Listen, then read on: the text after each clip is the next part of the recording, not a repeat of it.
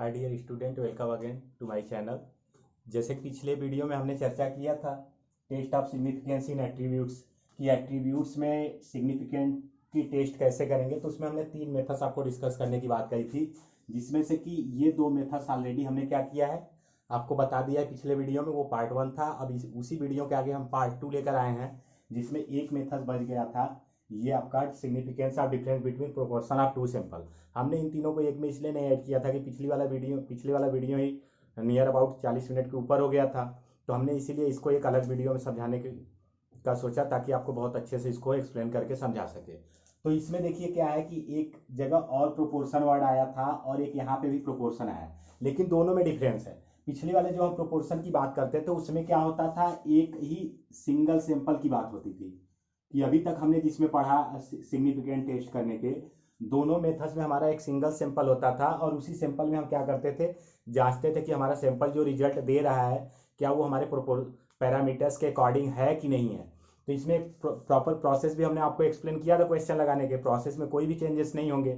तो अगला जो हमारा टॉपिक है, एक मेथड जो बचा था, significance of difference between proportion of two sample.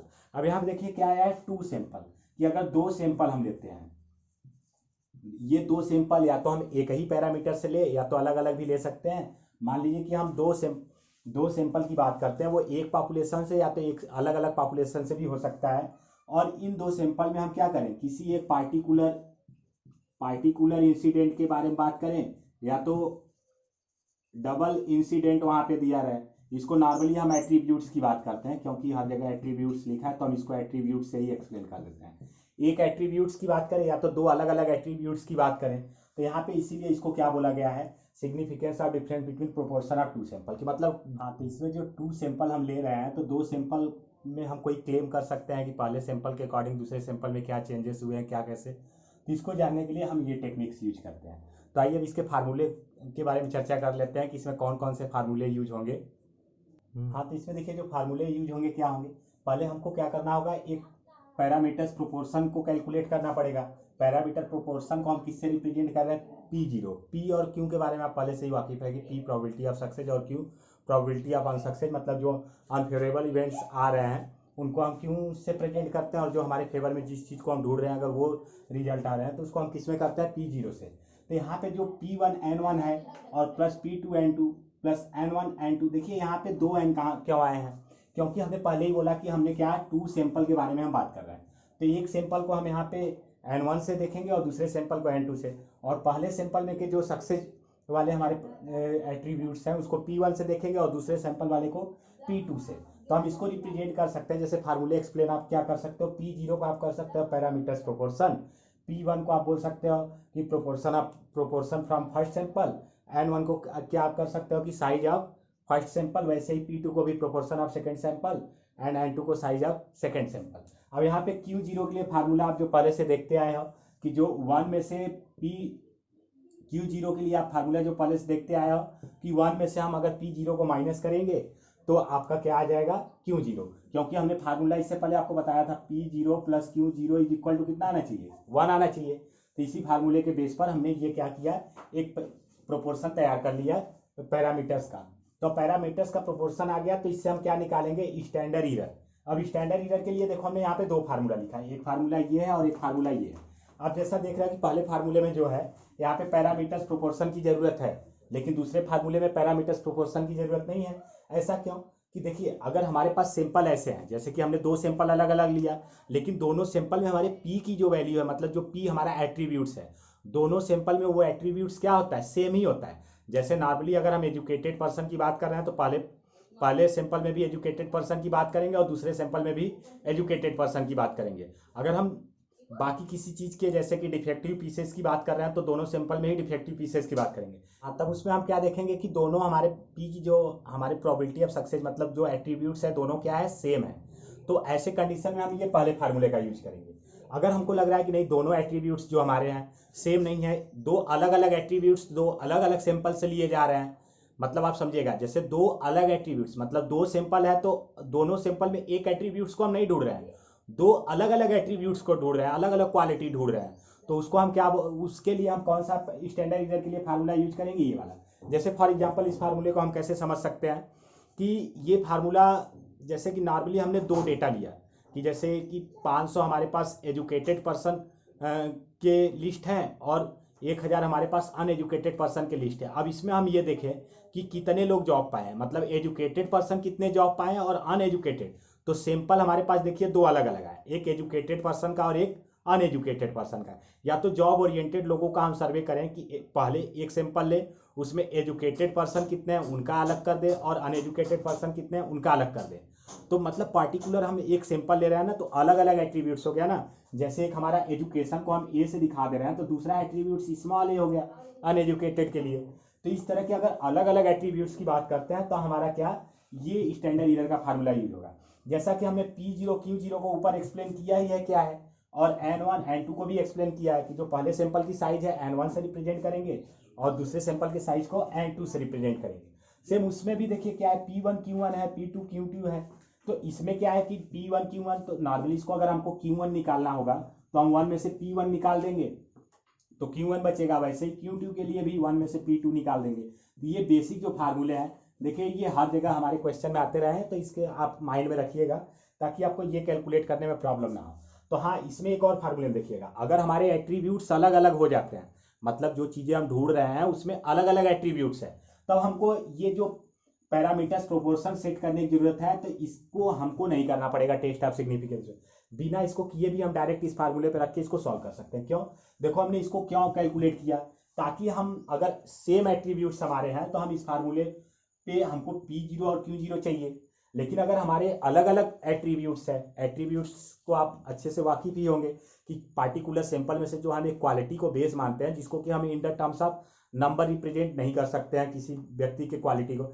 जैसे एक व्यक्ति पढ़ा लिखा है कि अनपढ़ है, कितना पढ़ा लिखा है, इसको हम नंबर में नहीं कर सकते, लेकिन अगर उसी व्यक्ति की एज हाइट इसको नंबर में कर सकते हैं। तो जिसको नंबर में कर सकते हैं वो वेरिएबल हो गया, जिसको नंबर में नहीं कर सकते एट्रीब्यूट।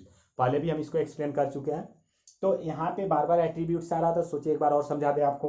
तो यहाँ पे देखिएगा कि अगर हमारे में अलग अलग एट्रीब्यूट्स है, तो अगर हम इस फार्मूले को यूज करते हैं तो इस फार्मूले में हमको P0 Q0 की कहीं जरूरत नहीं है। तो अलग अलग एट्रीब्यूट्स रहे तो आप पैरामीटर्स प्रोपोर्शन मत सेट करिएगा, तब इस स्टेप को छोड़ के डायरेक्ट इस स्टेप पे आइएगा। और ये फार्मूला तो आप पहले से देख रहे हैं, यहाँ पे P1 P2 मतलब कि जो पहले सैंपल में से आपका प्रोबेबिलिटी ऑफ सक्सेस है और दूसरे सैंपल में से जो प्रोबेबिलिटी ऑफ सक्सेस है, दोनों को ये जो हमने स्टैंडर्ड डिविएशन कैलकुलेट किया, 2 अलग अलग फार्मूले हैं और कहाँ यूज होंगे ये हमने आपको बताया। तो उससे जो एक वैल्यू आएगी वही हमारा क्या हो जाएगा, रेशियो ऑफ सिग्निफिकेंस। ये पुराने फार्मूले बेस है। तो चलिए हम इसके प्रैक्टिकल प्रॉब्लम पे आते हैं। उससे पहले हम आपको क्वेश्चन को रिवाइज करा देते हैं कि हम किस क्वेश्चन को सॉल्व करने जा रहे हैं। तो इससे पहले देखिए हम लोगों ने क्या किया था कि इसके बारे में देख लिया था, test of significance in attributes. अब हम इसमें जो 2 पॉइंट है इन दोनों पे प्रैक्टिकल प्रॉब्लम भी करवा चुके थे, लेकिन ये जो 3rd पॉइंट है इसी के लिए हमने एक नया वीडियो बनाने के लिए कहा था, क्योंकि ये वो पिछला वाला वीडियो बहुत लंबा हो गया था। तो इसमें हम जो 3rd पॉइंट है significance of difference between proportion of 2 sample, उसके बारे में चर्चा करेंगे। तो इसमें देखिए हम कौन से सवाल देखने की बात कर रहे थे। यहाँ पे जो आपका क्वेश्चन दिया हुआ है significance of difference between proportion of 2 sample. अब देखिए जो पिछले क्वेश्चन में हमारा यहाँ पे जो ये पॉइंट था test of proportion of success, वो प्रोपोर्शन जो था एक ही सैंपल में से 2 एट्रीब्यूट्स की बात करते थे। लेकिन जो इस वाले क्वेश्चन में हमारे बात की जा रही है प्रोपोर्शन की, जो इस वाले यहाँ पे हम बात कर रहे हैं प्रोपोर्शन की, इसमें क्या है कि 2 सैंपल रहेंगे और उन दोनों सैंपल के प्रोपोर्शन के बारे में बात करेंगे। तो देखिए यहाँ पे 2 सैंपल की बात कैसे है, जैसे हम पहले क्वेश्चन के बारे में बात करें तो इसी को पहले देख लेते हैं। इसको सॉल्व करने के बाद अगले वाले क्वेश्चन पे हम जाएंगे। इसमें क्या लिखा है, in a random sample of 500 unit. देखिए यहाँ पे 500 unit, in a random sample of 500 unit of machine produce 16 defective unit. Defective unit का मतलब यहाँ पे क्या हुआ कि अगर एक मशीन की बात की जाए जिसमें जो कि प्रोडक्ट तैयार कर रही है, तो उस प्रोडक्ट में से 500 यूनिट को हम लेते हैं, तो उस 500 यूनिट में 16 डिफेक्टिव यूनिट हमको मिलते हैं। तो अब उसी के बाद बोला गया after overhauling of the machine, मतलब मशीन को अच्छे से जांच उच करने के बाद, सही करने के बाद, machine the same produce 3 defective unit of the group of 100 unit, कि मतलब 100 यूनिट में से 3 डिफेक्टिव मिला। और इससे पहले हमने क्या देखा कि जब उसकी जांच उच नहीं हुई थी तो 500 में से 16 डिफेक्टिव मिला। तो देखिए यहाँ पे 2 सैंपल हो गए ना, एक 500 यूनिट का और एक 100 यूनिट का। तो यहाँ पे जो प्रोबेबिलिटी की बात की जा रही है, यहाँ पे भी देखिए 2 हो गए, 16 और 3। अब यहाँ पे जो हमको जांच करना है, क्या करना है, is there improvement in the machine, कि हमको ये जानना है कि क्या मशीन में कोई इम्प्रूवमेंट हुआ। हाँ, तो चलिए देखते हैं हम इसको कैसे सॉल्व करते हैं। तो आइए एक बार और हम इस क्वेश्चन को सॉल्व करते हुए स्टेप वाइज कैसे क्वेश्चन सॉल्व किया जाएगा ये आपको बताते हैं। तो जैसा कि हमने क्वेश्चन में बताया, तो उसमें क्वेश्चन को सॉल्व करने के लिए पहला स्टेप जो हमारा होता है, हमने क्या बताया था, problem in question. Problem in question, ये जो क्वेश्चन है इसमें क्या प्रॉब्लम है, मतलब क्वेश्चन में हमको क्या फाइंड आउट करना है। तो क्वेश्चन में यही ने लिखा था, is there any improvement in machine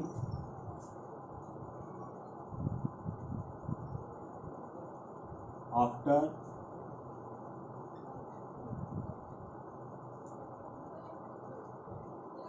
overhauling, कि मतलब जो हमने ओवरहॉलिंग मतलब मशीन की जांच करने के बाद जो हमने प्रोडक्ट तैयार किया, तो क्या जांच के पहले जो डिफेक्टिव पीस आए थे और जांच के बाद जो डिफेक्टिव पीस आए, तो क्या मशीन में किसी तरीके की इंप्रूवमेंट हुई है, सवाल में यही पूछा गया था। तो प्रॉब्लम इन क्वेश्चन में आप यही कर दोगे। अब इसके बाद जो सेकेंड स्टेप पे हम आते थे, क्या आते थे, हाइपोथेसिस। तो हाइपोथेसिस में देखिए यहाँ पे हाइपोथेसिस आपका क्या अप्लाई होगा,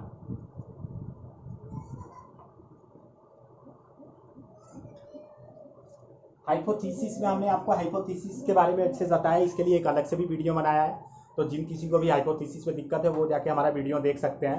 एंड में, वीडियो के एंड में वो वीडियो आ जाएगा ऑटोमेटिक आपके स्क्रीन पे, आप उस पर टच करके भी उस वीडियो को देख सकते हैं।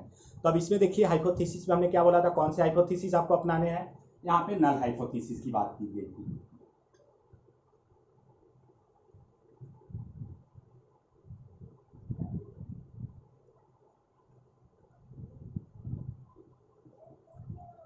नल हाइपोथेसिस की बात की गई थी। नल हाइपोथेसिस में आपने क्या देखा कि हमने नल हाइपोथेसिस में हम क्या बताते हैं कि किसी भी तरीके का कोई चेंजेस नहीं है। मतलब यहाँ पे दो सैंपल थे ना, तो दो सैंपल, एक सैंपल को हमने किससे दिखाया, P1 से, और दूसरे सैंपल के जो प्रोबेबिलिटी ऑफ सक्सेस है उसको किससे दिखाया, P2 से।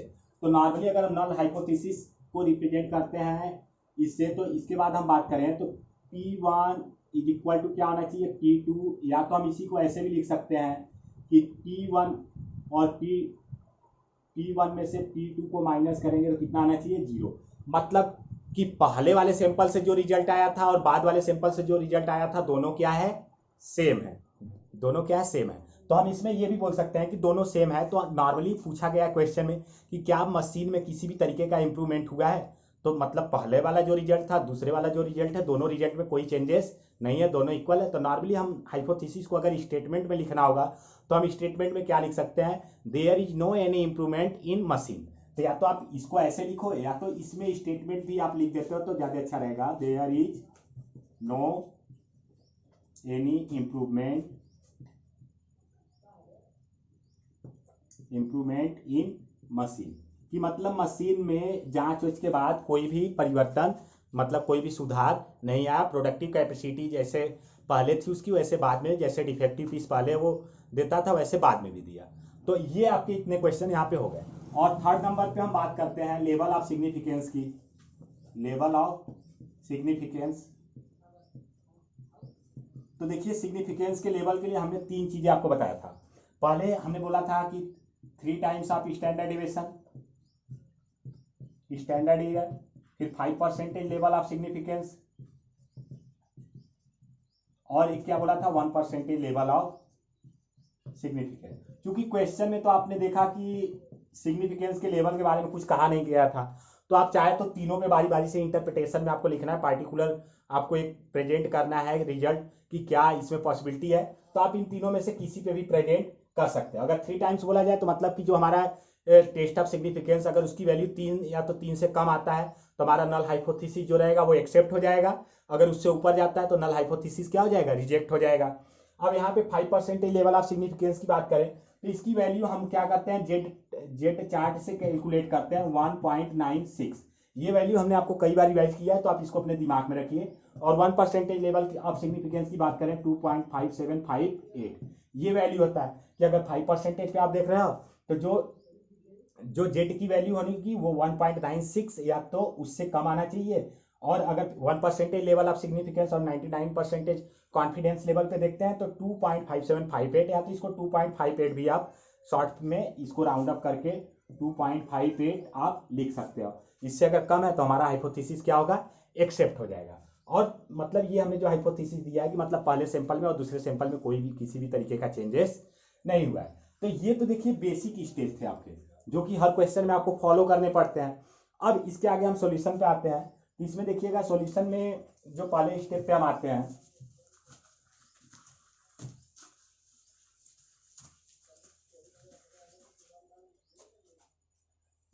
तो थर्ड पॉइंट तक में आपने देख लिया। फोर्थ नंबर हमारा क्या आ जाएगा, डेटा अवेलेबल।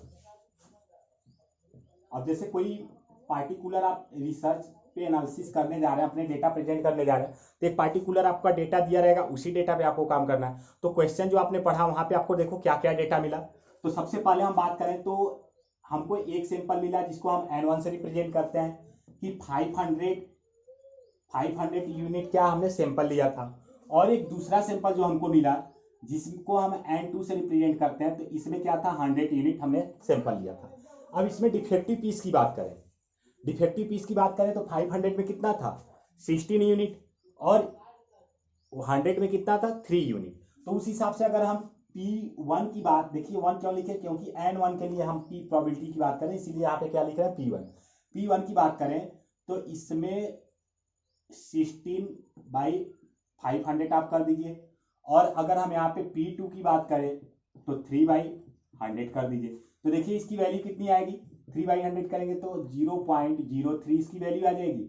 और यहाँ पे इसकी वैल्यू कितनी आएगी आपकी, ये डेसिमल यहाँ लग जाएगा,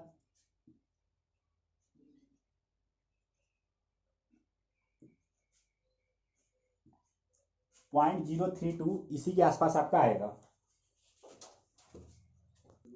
तो ये वैल्यू आपको मालूम चल गया P1 P2। तो इतना डेटा हमारे पास हो गया। अब देखिए नॉर्मली अब इसमें हमको देखना है कि स्टैंडर्ड, जब हम इसके फोर्थ के बाद फिफ्थ नंबर आते हैं कैलकुलेशन पे, तो कैलकुलेशन में जो हमको पहला कैलकुलेशन करना है वो क्या करना है कि पैरामीटर्स प्रोपोर्शन की बात करते हैं। पैरामीटर्स प्रोपोर्शन, इसको आप पूरा लिख सकते हो, अभी हमने इससे पहले पूरा लिखा था कि डिफरेंस ऑफ पैरामीटर्स प्रोपोर्शन। तो पैरामीटर्स प्रोपोर्शन की बात करते हैं। तो अब देखिए कैसे पता चलेगा कि हमको पैरामीटर्स प्रोपोर्शन कैलकुलेट करने कैसे नहीं।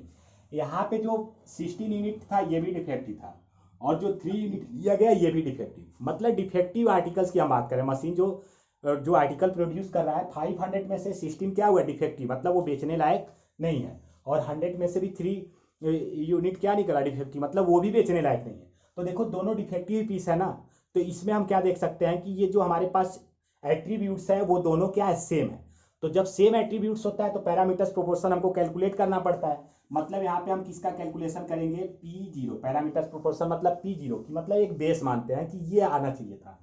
तो इसके लिए हमने फार्मूला क्या होता है, P1 N1 plus P2 N2 divide by N1 plus N2, ये हमने फार्मूला बताया था।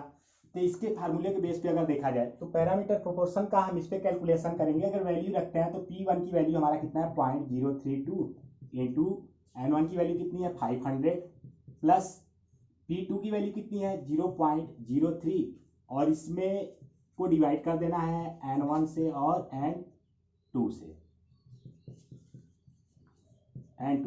तो यहाँ पे देखिए कितना आएगा आपका वैल्यू, ये जो वैल्यू होगा 16 आएगा और ये 3 आएगा, क्योंकि ऑलरेडी हमने एक जगह डिवाइड किया था। तो इसको हमको अलग से कैलकुलेशन करके टाइम नहीं करना है, क्योंकि वही वैल्यू वापस से मल्टीप्लाई करने पुरानी वैल्यू आ जाएगी।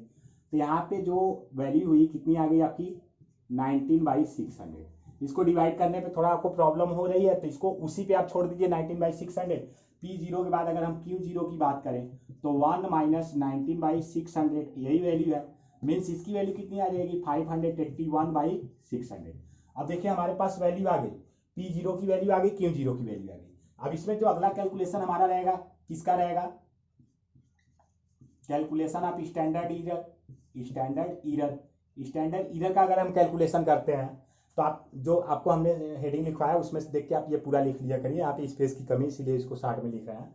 तो उसके लिए हमने क्या फार्मूला बताया था कि जब हमारे दोनों एट्रीब्यूट सेम है तो उसके लिए हमने अलग फार्मूला लिखा था। अगर दोनों एट्रीब्यूट्स अलग अलग होते थे तो अलग फार्मूला लिखा था। तो उसमें पैरामीटर्स प्रोपोर्शन को कैलकुलेट करने की जरूरत नहीं थी, लेकिन यहाँ पे एट्रीब्यूट सेम होने की वजह से हमने पैरामीटर्स प्रोपोर्शन भी कैलकुलेट किया है। तो इसमें जो हम प्रोपोर्शन की बात करें P1 P2 से रिप्रेजेंट करेंगे इसको, तो इसके लिए हमने क्या फार्मूला दिया था, P0 Q0 प्लस नहीं है यहाँ पे, ब्रैकेट में 1/n1 प्लस 1/n2, मतलब ये फर्स्ट सैंपल साइज की बात की जा रही है, यहाँ पे सेकंड सैंपल। अगर इसकी वैल्यू हम रखते हैं इसमें, तो देखिए वैल्यू कितनी आएगी, P0 कितना है आपका, P0 जो आपका आया है 19/600 आया है, और Q0 कितना आया है आपका, Q0 जो है आपका 581/600 आया है। अब इसमें 1/500 ये कितना हो गया, प्लस 1/100 ये वैल्यू है। अगर हम इसको सॉल्व करें तो देखिए, अगर इसको हम सॉल्व करते हैं तो क्या वैल्यू ये आएगी सॉल्व करने पर,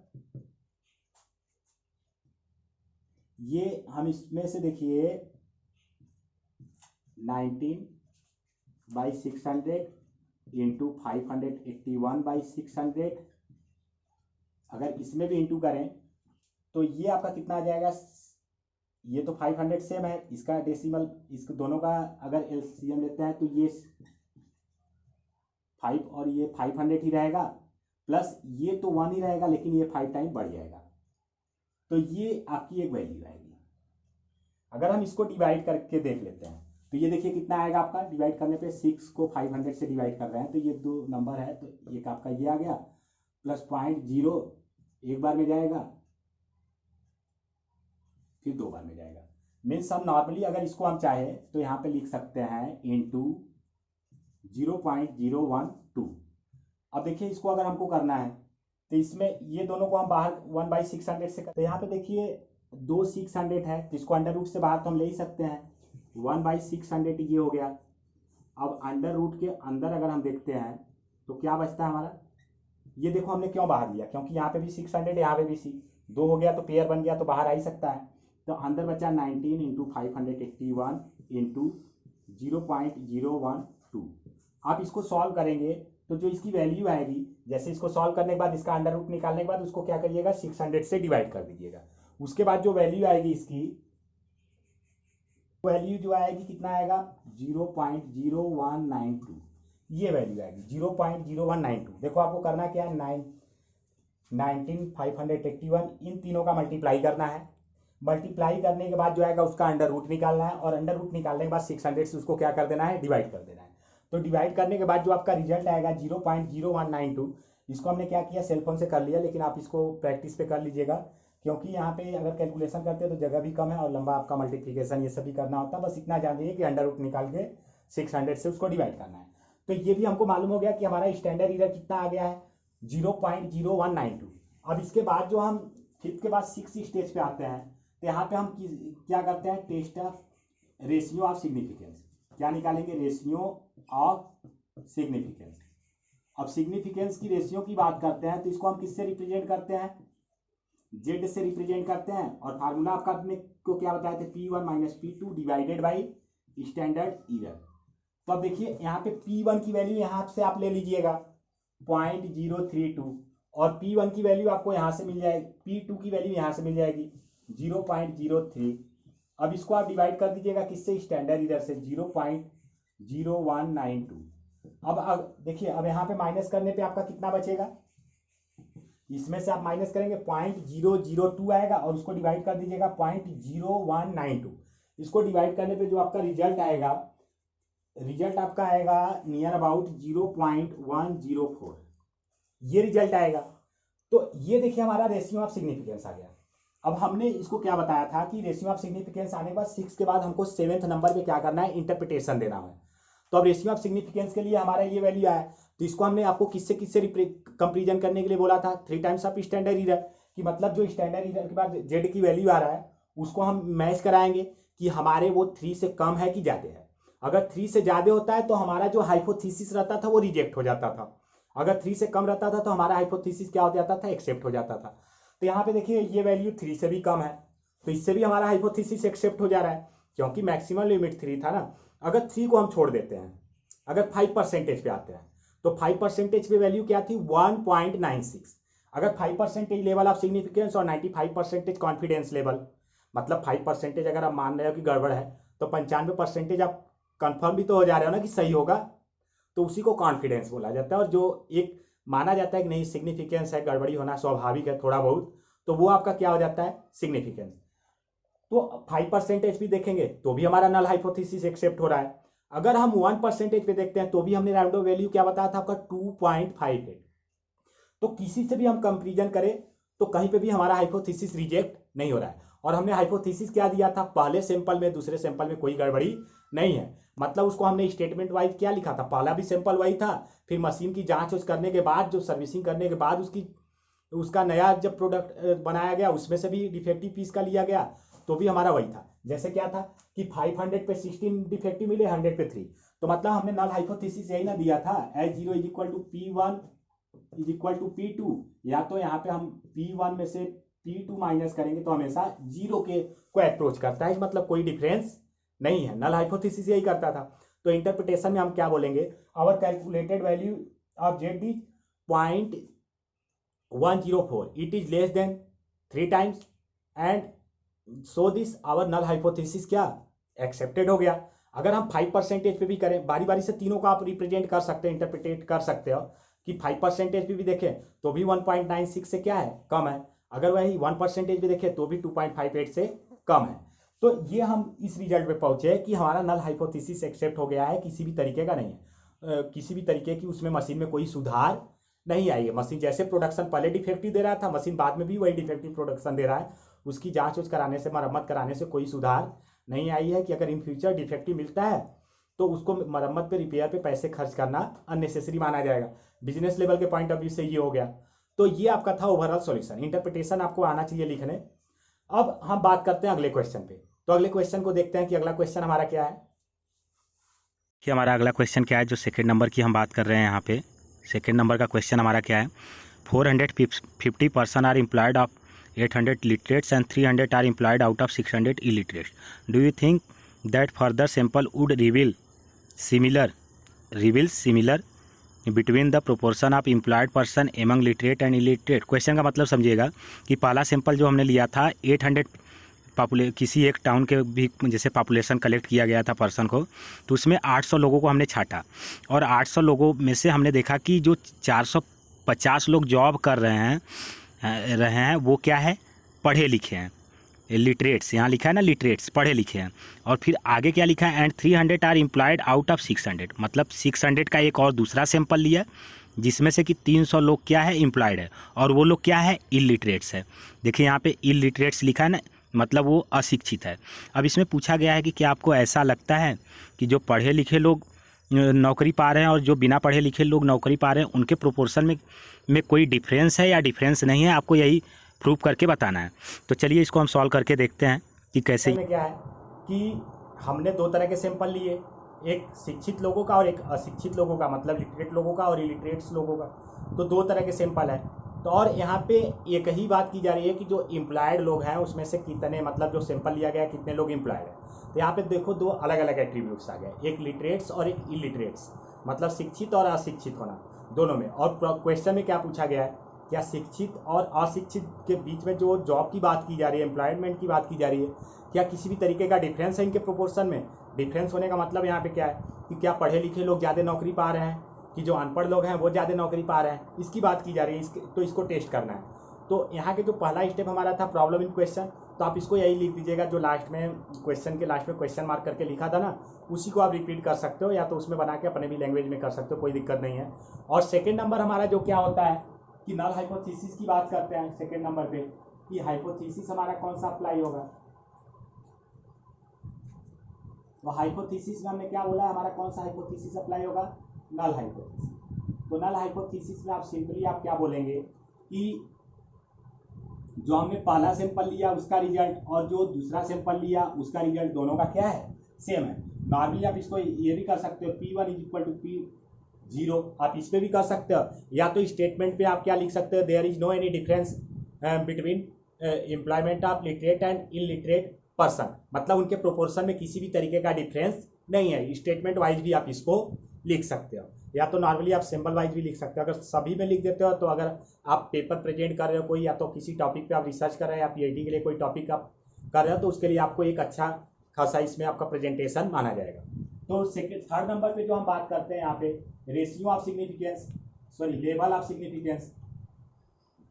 तो लेवल ऑफ सिग्निफिकेंस के लिए हमने आपको इससे पहले भी बताया कि up to 3 times of ratio of significance, ratio of significance एक आपका ये हमने बताया, और एक हमने क्या बोला 5% लेवल ऑफ सिग्निफिकेंस, और एक हमने क्या बताया 1% लेवल ऑफ सिग्निफिकेंस।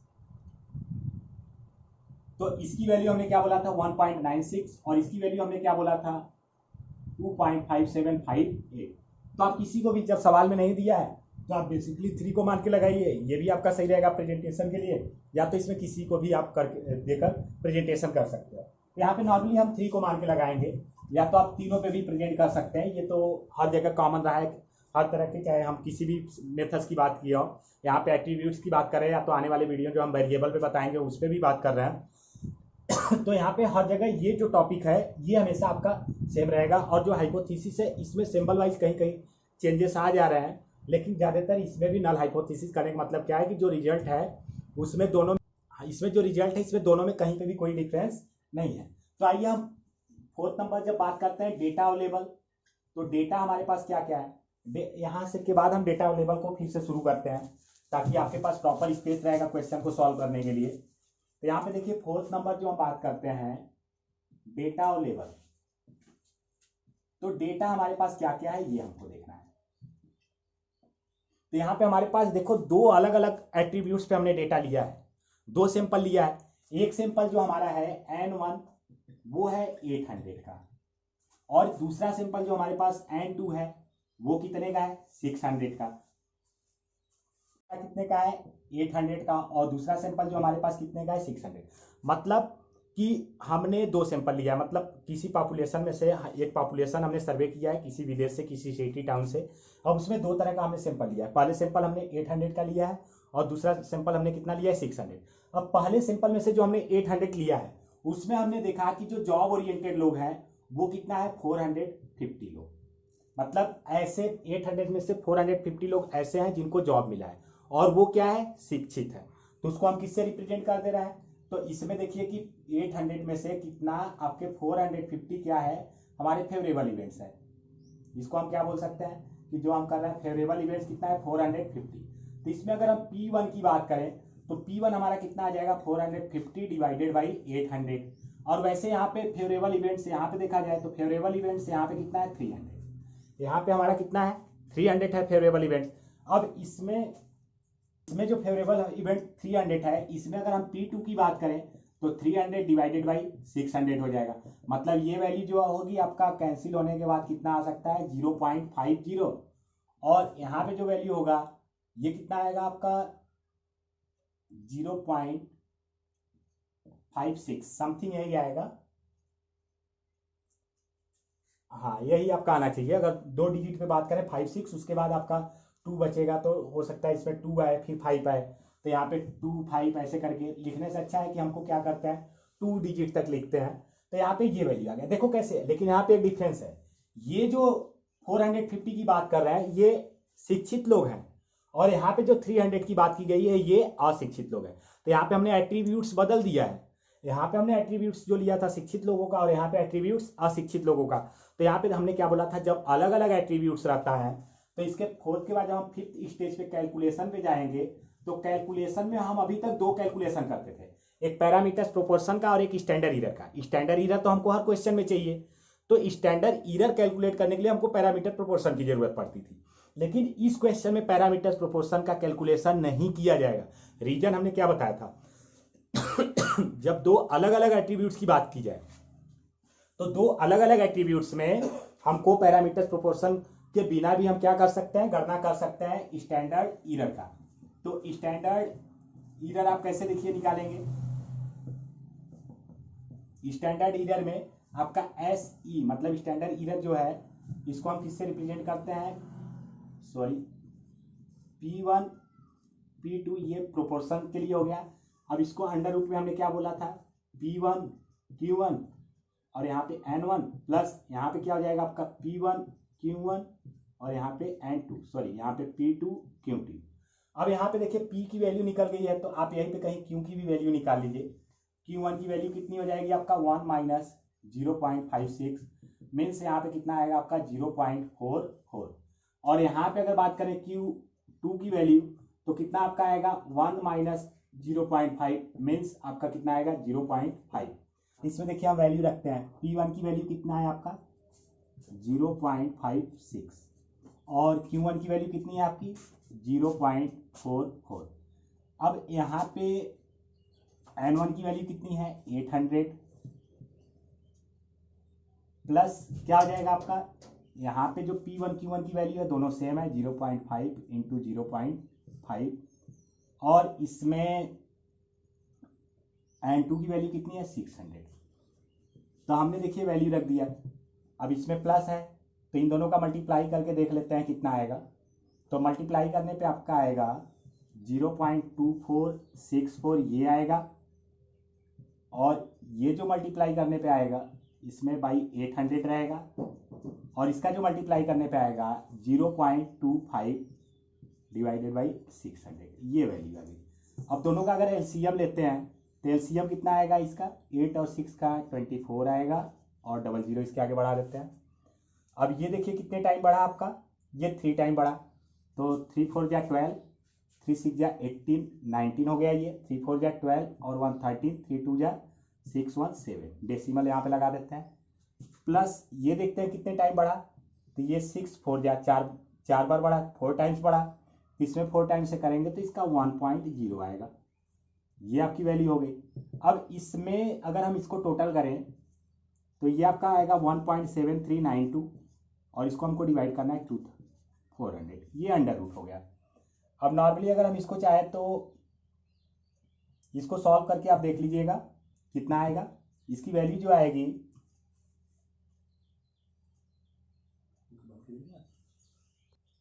इसकी वैल्यू जो आएगी 0.0269 ये आएगा, इसी के समथिंग आएगा आपका। इसको आप एक बार डिवाइड करके अंडर रूट निकाल लीजिएगा। थोड़ा देखिए कैलकुलेशन तो आपको करना पड़ेगा, डिवीजन आपका अच्छा होना चाहिए, अंडर रूट ये सब निकालने आपको आएगा तो आप और अच्छे से इसको सॉल्व कर सकते हैं। अब हमको मालूम चल गया कि हमारा स्टैंडर्ड एरर ये आएगा।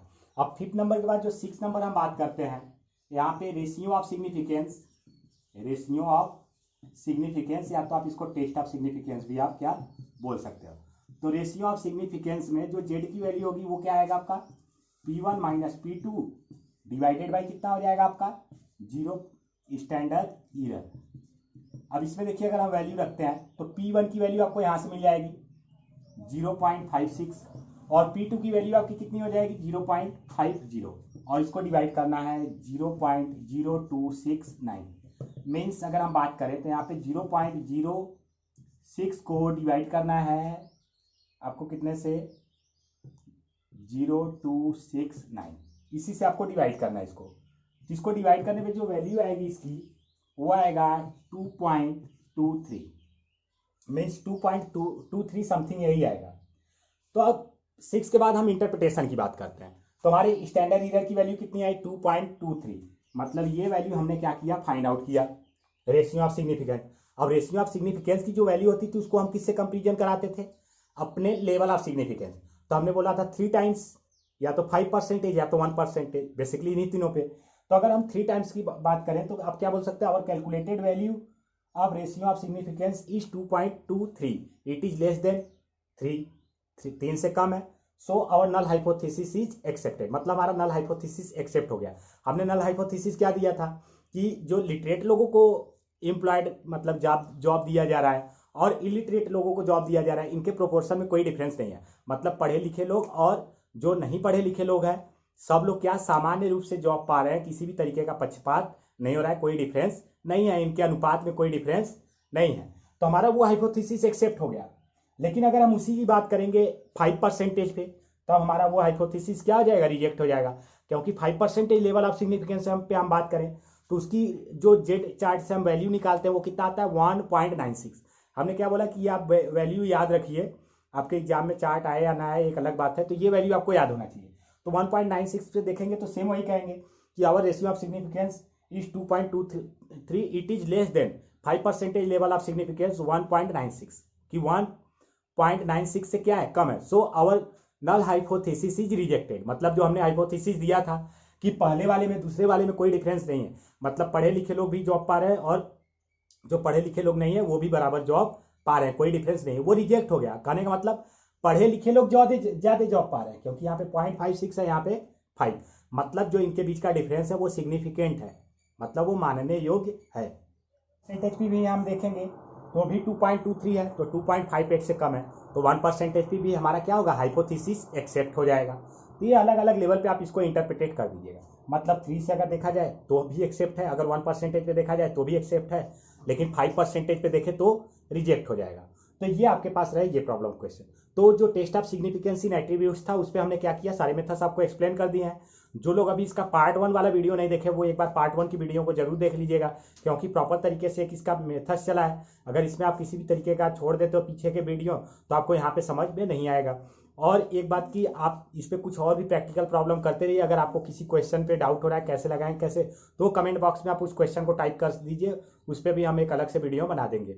और आप आगे के वीडियो के लिए जल्दी हम अगला वीडियो भी अपलोड करेंगे, तो इसके लिए आप चैनल को एक बार लाइक और सब्सक्राइब कर दीजिएगा, ताकि वो वीडियो अगर जब हम अपलोड करें तो बिना हमको बताए भी आपको पता चल जाए। उसके लिए आप एक बार बेल आइकॉन को भी क्या करिएगा, प्रेस कर दीजिएगा, ताकि आपको इसका नोटिफिकेशन मिलते रहे।